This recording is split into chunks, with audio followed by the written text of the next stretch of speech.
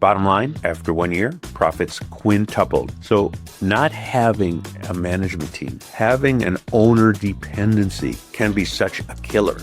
Maybe not kill the deal, but lower the price.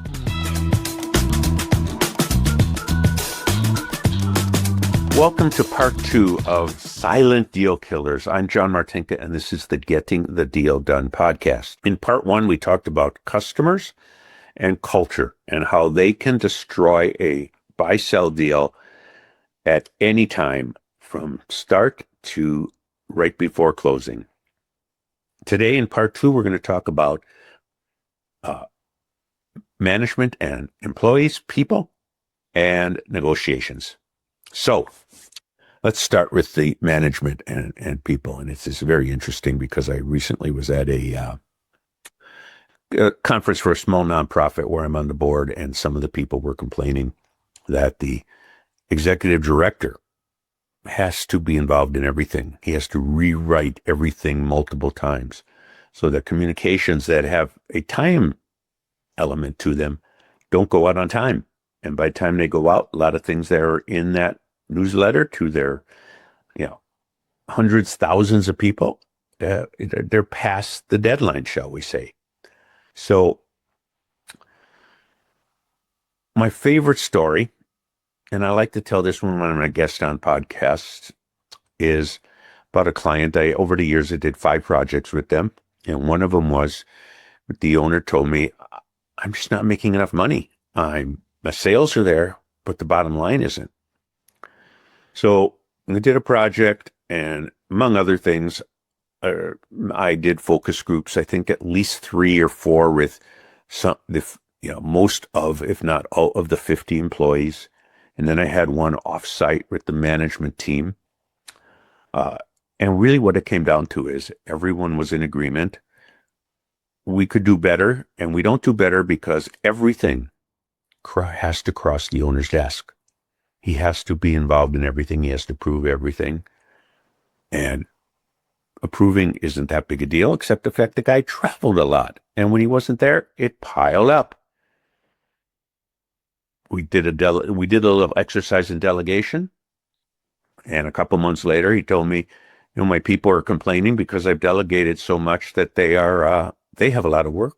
To which I said, teach them to delegate to those below them. We had a 4-person management team. There are still 40-some people that could have taken over some stuff. Bottom line, after 1 year, profits quintupled. Yes, 5x. So not having a management team, having an owner dependency, can be such a killer. Maybe not kill the deal, but lower the price. That's for sure. And owners don't think that way. And a lot of people selling businesses try to avoid this. But I am telling you, I am seeing articles from financial consultants, growth consultants, other M&A people, all about owner dependency and what a killer it is.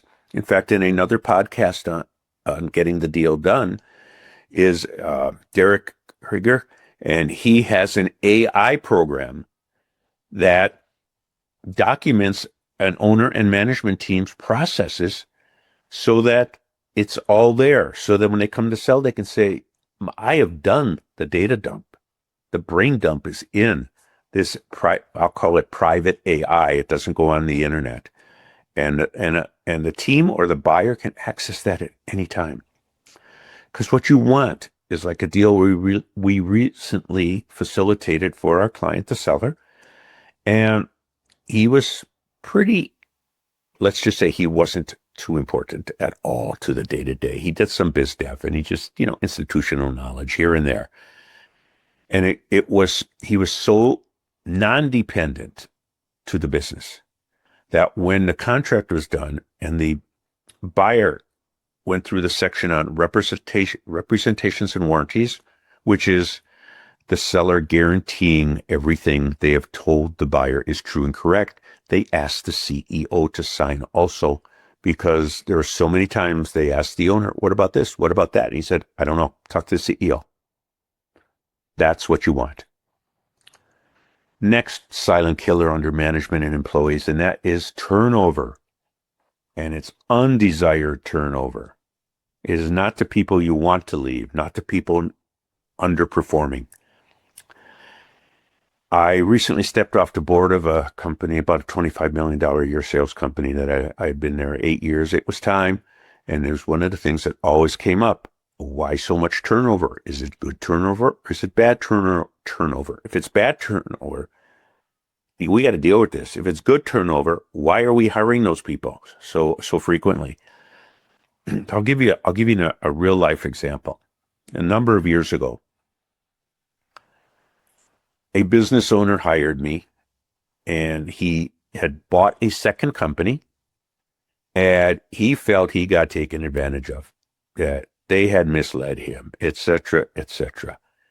And the short story is, I came to him and said, "You didn't do your due diligence very well." And he was a little bit upset, but here's a perfect example. It's one that stuck with me over the years. The write-up of the business from the broker was, or included the statement, unprecedented employee loyalty. Now, unprecedented can mean anything, right? It didn't say unprecedented great employee loyalty. It just said unprecedented. When you looked at the roster of employees, half of them had been hired within the last year, even though there was no real growth of the number of employees. And the general manager was the owner's grandson who had been there 3 months. Yeah, I guess that's unprecedented. That might have killed the deal or lowered the price if the guy had paid attention. So, what about pay, compensation, wages, salary?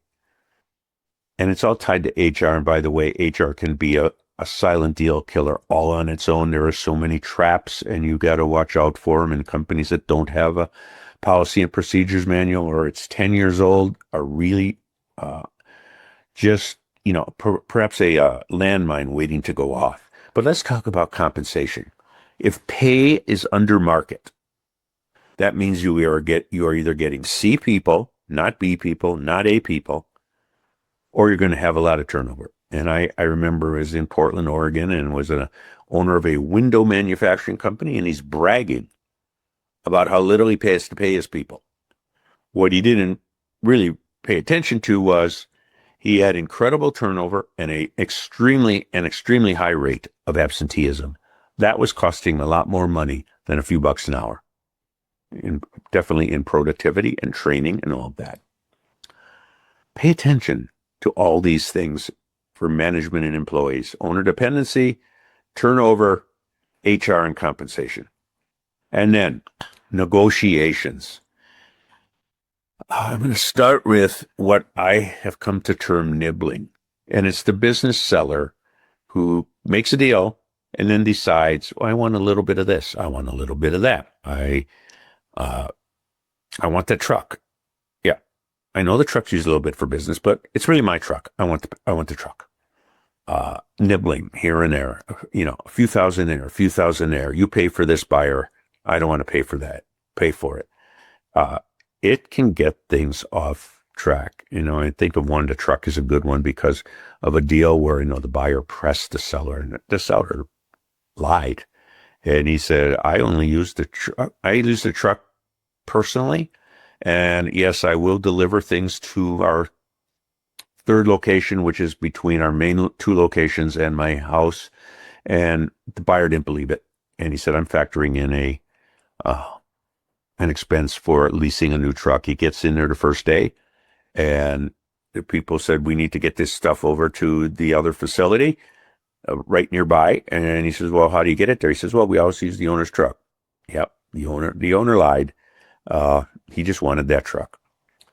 Here's another example of negotiations that did kill a deal. That deal didn't get killed, but and the buyer's done real well. We were working with a company on a bolt-on acquisition. They were in a similar space, maybe about the same size, but maybe only 20% overlap of what they did. So it was a great add-on acquisition. And I'll just say the seller wanted 100 for the business. We're 70 in cash. The buyer came back and said, I'll give you 90 for the business, but with 80 in cash. Not 80%, but, just say 80, not 70. So more cash, little lower price. The seller came back and said, I want 140 with 100 in cash. And the buyer said, I am not doing business with this person. I can't trust them. They're going to do this all through the deal. Bye. Say goodbye. There was a broker. The broker was fairly new. And yeah, did he screw up? Yeah, he screwed up. He should have told his client, that's not how you do this. You're gonna scare away your perfect buyer for your business. The business never sold, and then ran into some problems and had to close, which would not have happened if the deal had gone through. And then here's another silent deal killer comes up. It should come up early. A lot of times it reappears during negotiations, and that is working capital. Let's face it, there's a lot of Main Street business brokers who don't understand balance sheet or working capital and how important it is. And owners go, well, I should keep that working capital. I should keep the receivables. I made the sale. Well, when you're getting paid 4, 5, 6 times earnings, you expect to get everything that it takes to run the business day one, not be cash flow negative the first week or month. You are going to get working capital, and we're not going to get into the details. That's a podcast all on its own about how working capital and how you calculate it and adjust for it. But let's just say it rears its ugly head every so often. We had a client, $15 million sales price. And near the end, he started arguing on why his $600,000 to $800,000 of AR should be his. And the CEO of this private equity-backed firm just looked him in the eye and said, I am not going cash flow negative my first month. The working capital stays. So Silent Deal Killers, Part 2, Management and Employees and Negotiations. And I thank you for watching or listening to the Getting the Deal Done podcast. Bye.